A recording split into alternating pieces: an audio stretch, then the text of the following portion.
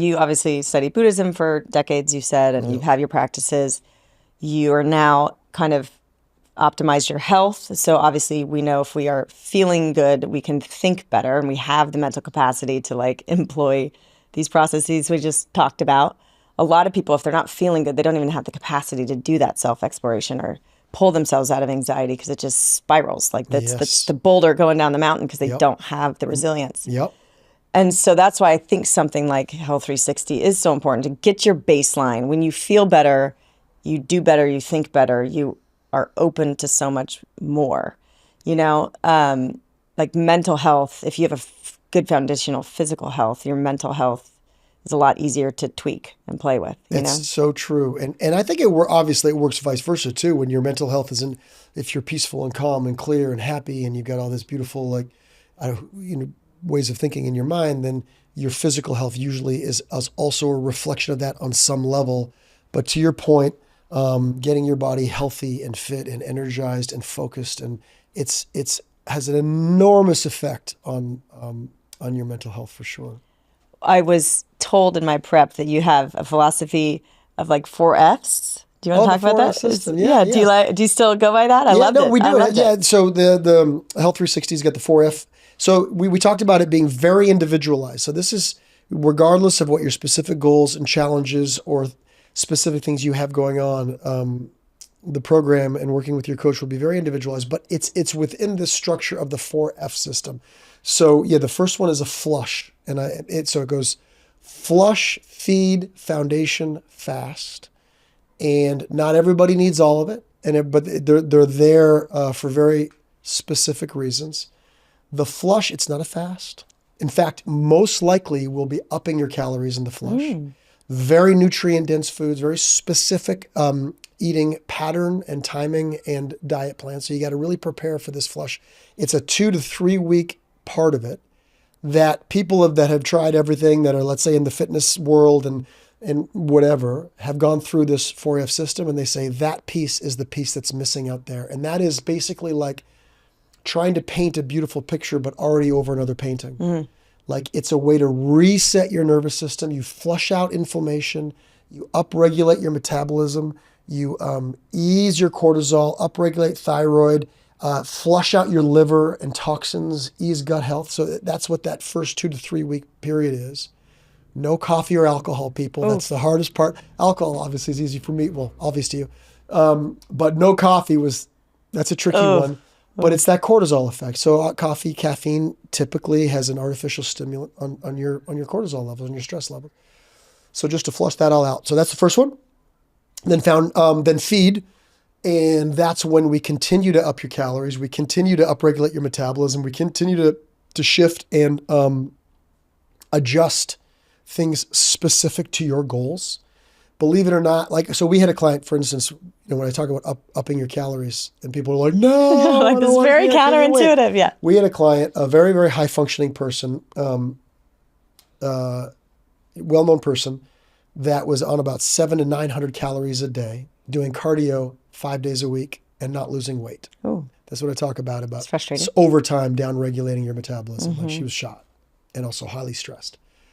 We now have her at 2,000 calories a day. She's exactly the same weight, and her whole shape has changed, tighter waist, stronger, leaner, but exactly the same weight. And so you tell, like, the whole and enjoying life because she can thing, actually eat. Right, yeah. but there's more to it than just that. So anyway, flush, feed, foundation is when we get really specific with your goals. Maybe that's when we kind of get some peptides in there. Maybe we get some HRT, so hormone replacement therapy, things like that. Training modalities can shift. Now you're healthy. Now your body's gone through the flush, started again. You've fed up a little bit. You're starting to get all these nutrients, and you're digesting better. You got more energy, and then you gotta get into this foundation, which is really specific to you and your goals. And then once you hit your stride, we will likely, if it works and if it makes sense, incorporate some fasting technology in there. There's a lot of hype about fasting, and there's a lot of people that use it for losing weight and do things with fasting that can actually be hurting you more than been helping you. I'll just give you a little hint. If you're using fasting, try not to do the same window every day. try to change it up, keep your body guessing.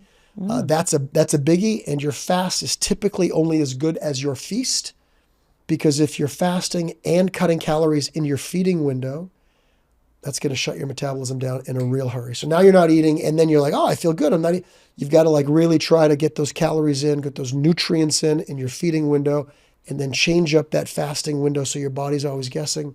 And it can really change things like never before. Yeah. That's why working with a health coach and having them on call is so important, especially in this first window of the 4Fs, and it can change everything. It makes so much sense. It really can. Yeah. It's a phenomenal system. It really is. All right. Well, another F, family. Oh, I'm going to let you wrap up on your kids being the joy of your life. I don't know if you want to. You're such a good dad. I'm sure that's probably your greatest role. It is, for sure. Easily, hands down. What's like your best piece of parenting advice, since you're a little farther ahead in the game than I am? I am a little quite a bit farther ahead than you are. But we won't get into that. I get my best piece of parenting advice. That's a really good question. I don't know if I've ever been asked that. I would say, I mean, it seems pretty obvious, I suppose, but just to, I'll say this, that when I had kids way back,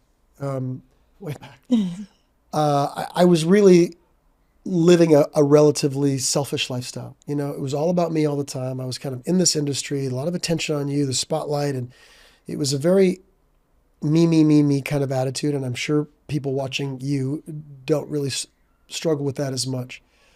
But when I had kids and I was able to begin to turn that focus, that spotlight off self, and really deeply care about others far more than you even care about yourself in a beautiful, loving way, it was the best gift for them, but also, you know, for me as well. So I guess my answer to that would be to really cherish them deeply and just set aside time and make it a priority to be in their lives. And also, you know, I got him, tried to get him into sports and this and that and the other thing. And we've talked about this, and there are a couple of artists. They're both, you know, in a totally different, I mean, I guess technically I am too, but you know what I mean? So yes. I just nurture and cherish and expose them to as many things as I possibly can, and then support them wholeheartedly in whatever they choose to do. Yeah. Yeah. I don't know. I was on the spot. I've never been asked that.